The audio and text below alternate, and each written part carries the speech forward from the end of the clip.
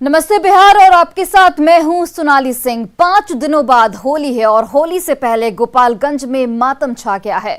बैकुंठपुर में 5 लोगों की मौत हो गई है। परिजनों के मुताबिक चारों लोग शराब पीने से मरे हैं। हालांकि प्रशासन इस बात को अभी भी सिरे से खारिज कर रहा है। अब सवाल ये है कि अगर परिजन शराब की बात कह रहे हैं तो गांव में शराब पहुंची कैसे।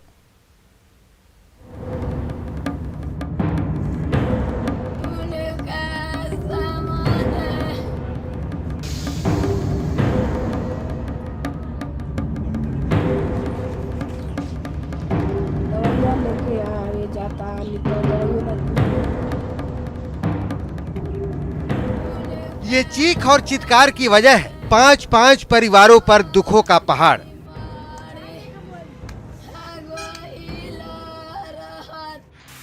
मैं गए रहा कमाए कमा के और पी के दारू के पिया दिल जे चंदन ना पियम तबो ना जियम हो चंदन।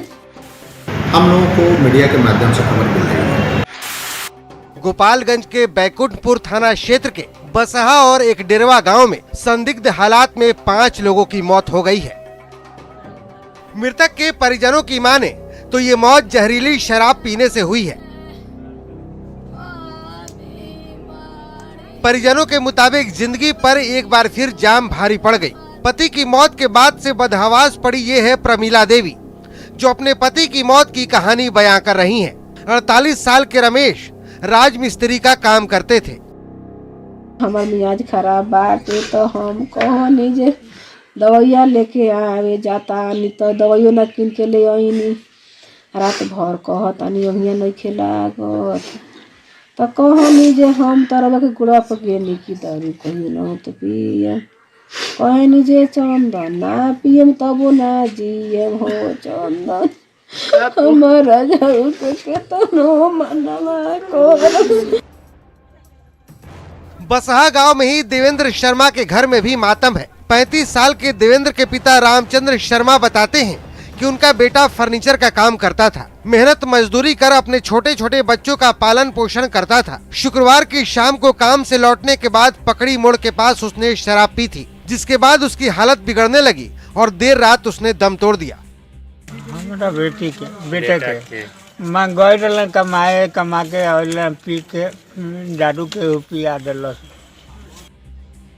4 लोगों की मौत के बाद प्रशासन जागा है। बैकुंठपुर के ऊपर अब ड्रोन भी उड़ने लगे हैं। हालांकि प्रशासन अभी तक शराब की बात को सिरे से खारिज कर रहा है। जांच पड़ताल कर रहे हैं। अभी तक ऐसी बात सामने नहीं आई है, लेकिन यदि किसी तरीके की बात होती है तो दोषी लोगों को पुलिस कार्रवाई। परिजनों की बात अगर सही मान ली जाए तो सवाल उठता है कि इतनी मुस्तैदी के बाद भी गोपालगंज में शराब कहां से आई, आम लोगों तक शराब कैसे पहुंची। न्यूज़ 18 के लिए गोपालगंज से गोविंद कुमार की रिपोर्ट।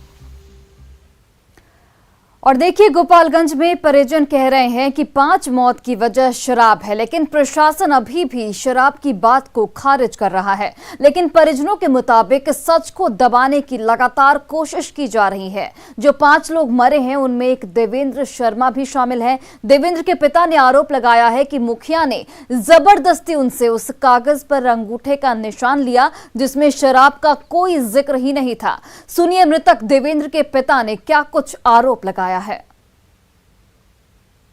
मैंने हमरा से पूछल लोग, हम कहनिया जे हमरा से जबरदस्ती हम कहनिया जे दारू पी के आते में कागज में लिखल नहीं थे ये क्या है तो केहू ना बोलल दूसरा तो सब नहीं डरनी। हस्ताक्षर कोई नहीं हुआ है। हाँ हस्ताक्षर कोई नहीं हो तो साइन नहीं की कोई ले ना ठेका ले लो के ले लो कर लो अपना मन से देनी हो ना वो लोग ले जबरदस्ती। हाँ केरल लखल वो लोग मैं राजूपति के एगो जना कौशल सिंह और ये मुखिया रहा।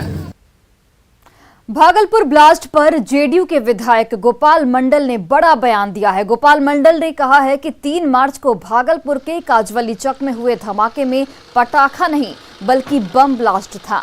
गोपाल मंडल ने यह भी कहा कि वहां हथियार भी रखे हुए थे।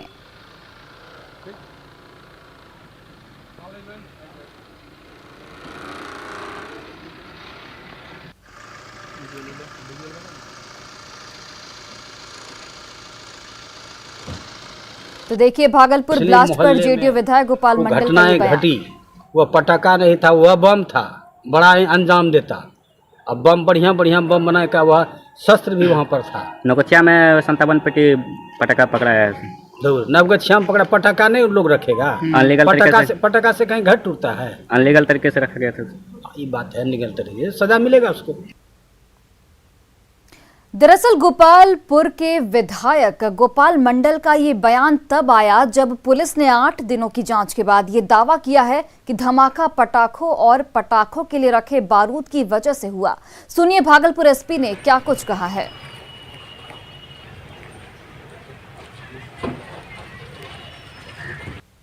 अभी तक जो बात सामने आई है, मोहल्ले के जितने भी लोगों ने बताया है, एफएसएल, बीडीएस, एटीएस, दूसरी टीमें जो जांच में यहाँ आई हैं और जो लोग गिरफ्तार हुए हैं उन्होंने जो बयान दिए हैं, अभी तक की सारी जांच से यही लगता है कि यहाँ भारी मात्रा में पटाखे बनाने का काम हो रहा था और पटाखे और बारूद स्टोर था, जिसमें किसी कारणवश एक घर में पटाखे में विस्फोट हुआ और क्योंकि दूसरे जो पड़ोसी महेंद्र मंडल का घर था वो भी एकदम सटे हुए था, तो उसमें भी भारी मात्रा में पटाखे और बारूद था और वहाँ पे भी तुरंत ही विस्फोट हुआ, जिसमें दोनों विस्फोट में सीसीटीवी का फुटेज हमने देखा है तो 1 सेकंड से कम का अंतराल है।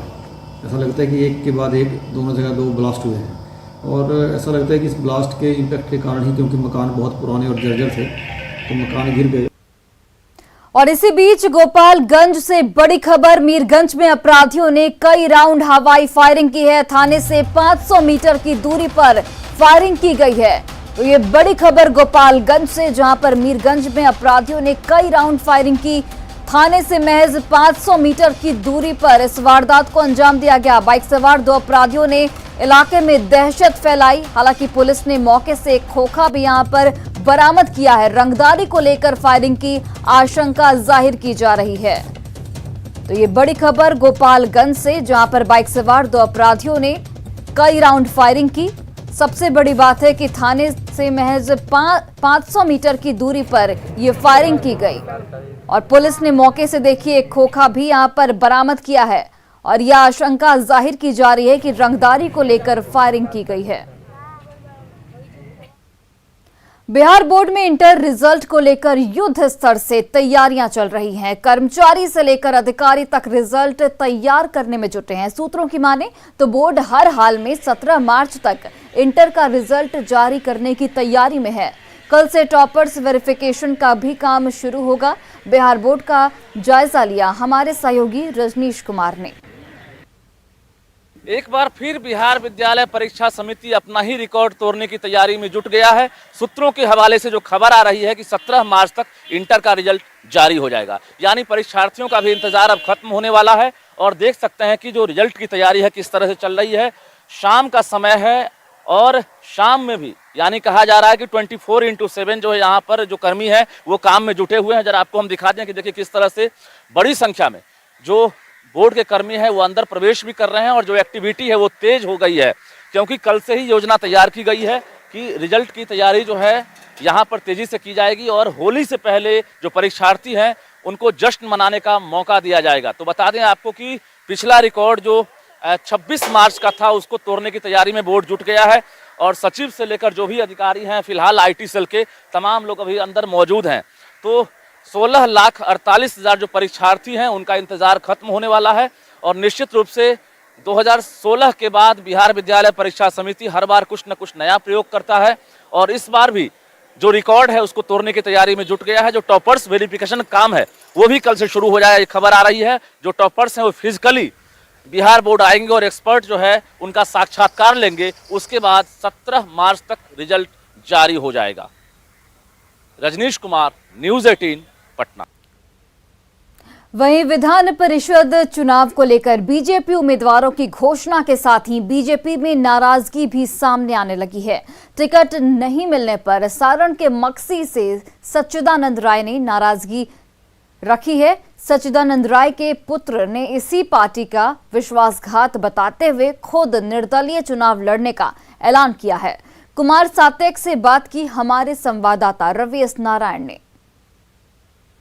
बिहार विधान परिषद चुनाव को लेकर बीजेपी ने अपनी सारी सीटों की घोषणा कर दी है। 12 सीटों की घोषणा हुई है, जिसमें 6 चेहरों को टिकट काटा गया है और नए चेहरों को दिया गया है। सारण से जो उम्मीदवार थे सच्चिदानंद राय, जो एमएलसी थे, उनका भी टिकट कटा है और इसे लेकर के बीजेपी में नाराजगी है। हमारे साथ उनके पुत्र जो हैं वो पहुंचे हैं यहाँ पे। ठीक है, बीजेपी में इस बार कई टिकटें कटी है। आपके पिता सच्चिदानंद राय का भी टिकट कटा है, उसको लेकर के क्या? देखिए, टिकट जो कटा है वो विश्वासघात हुआ एक तरीके से, बिकॉज अगर टिकट नहीं देना था तो ये बात पार्टी पहले भी उनको बुलाकर आमने सामने ये बात समझा सकती थी। 5 महीने से क्षेत्र में लगातार जनसंपर्क कर रहे हैं। हमारे जितने मित्र हैं वो भी साथ में लगे हुए हैं, तो मीडिया के थ्रू ये न्यूज़ मिलना, ये मतलब समझ में नहीं आ रहा है कि ये किस तरीके से हो रहा है। ये एक तरीके का अपमान हुआ है। तो वही है, आप समझ ही सकते हैं, क्षेत्र में जितने मित्र हैं सब लोग नाखुश हैं, परिवार नाखुश है। सीटिंग सीट थी और उसके बाद ये टिकट कटा है। अब आगे क्या, अब मैदान में उतरेंगे? उतरना बिल्कुल चाहिए, और मैं अगर खुद आया हूं तो आज पहला फ्लाइट लेके मैं आया हूं। मैं इसी काम के लिए आया हूं कि मैं पापा से ये बात करना चाहूंगा कि वो लड़े। अगर बीजेपी अपना चेंज नहीं करेगी अप्रोच, अगर उनको नहीं देगी टिकट, तो फाइनली निर्दलीय लड़े। और वहीं बोचहा में 12 अप्रैल को विधानसभा उपचुनाव होगा, जबकि 16 अप्रैल को मतगणना होगी। इसको लेकर निर्वाचन आयोग ने ऐलान कर दिया है कि नामांकन की अंतिम तिथि 24 मार्च होगी। 17 मार्च को नोटिफिकेशन जारी होगा। वहीं नामांकन वापसी की तारीख 28 मार्च है। बोचहा से मुकेश सैनी की पार्टी वीआईपी के विधायक मुसाफिर पासवान के निधन के बाद से ये सीट खाली है। पिछले साल 24 नवंबर को बीमारी की वजह से मुसाफिर पासवान का निधन हो गया था, जिसके बाद से ये सीट खाली है। उपचुनाव की तारीख की घोषणा के साथ ही इस सीट को लेकर एनडीए में सियासी सरगर्मी बढ़ गई है।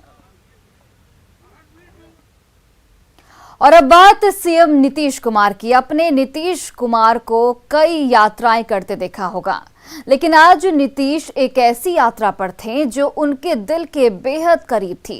सालों का नाता मुख्यमंत्री को खींच लाया था। बाढ़ पहुंचकर सीएम नीतीश कुमार बेहद भावुक भी दिखे।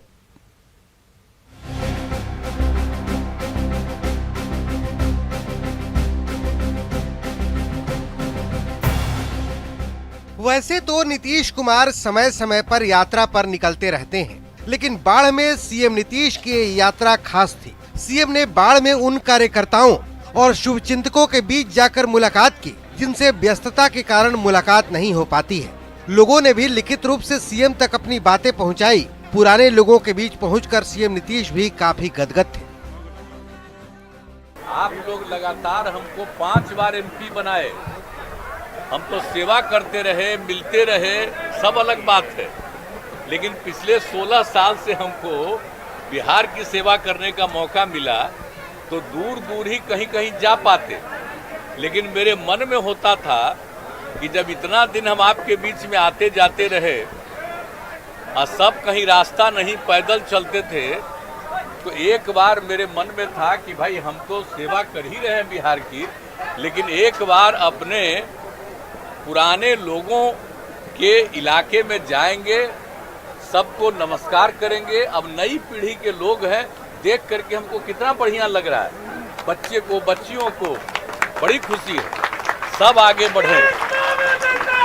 तो इसी के लिए हम आए। सब लोगों का हम ले लिए हैं कागज, और निश्चित रूप से हम तो एक चक्कर लगाए ही इसलिए हैं कि थोड़ा अंदरूनी बात भी समझें और जानें। तो इसीलिए हम आपके बीच में आ गए। आप लोगों को देख करके हमको बहुत खुशी हुई और बहुत बहुत धन्यवाद। हम तो सब जगह पूरे इलाके का चक्कर हम लगाएंगे, छोड़ेंगे नहीं।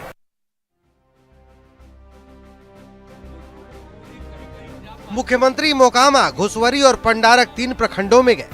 ये पहला मौका था जब नीतीश कुमार ऐसी यात्रा पर थे। सीएम को अपने बीच पाकर लोग भी काफी उत्साहित थे। कुछ लोगों ने तो नीतीश जिंदाबाद के साथ ही राष्ट्रपति बनने के नारे भी लगा दिए। नीतीश कुमार जिंदाबाद, राष्ट्रपति नीतीश कुमार जैसा हो।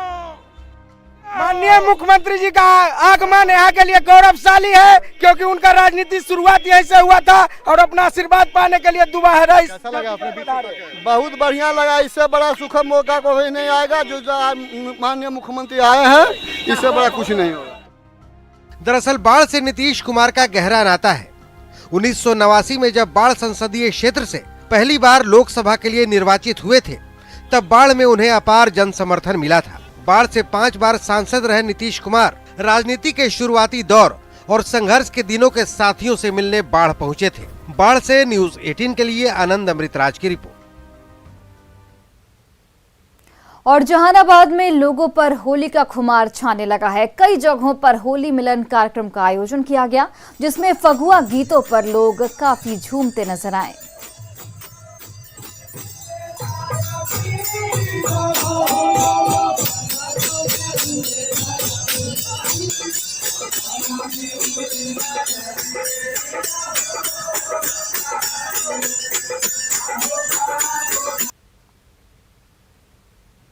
और फिलहाल इस बुलेटिन में बस इतना ही। आप देखते रहिए न्यूज़ 18 बिहार झारखंड।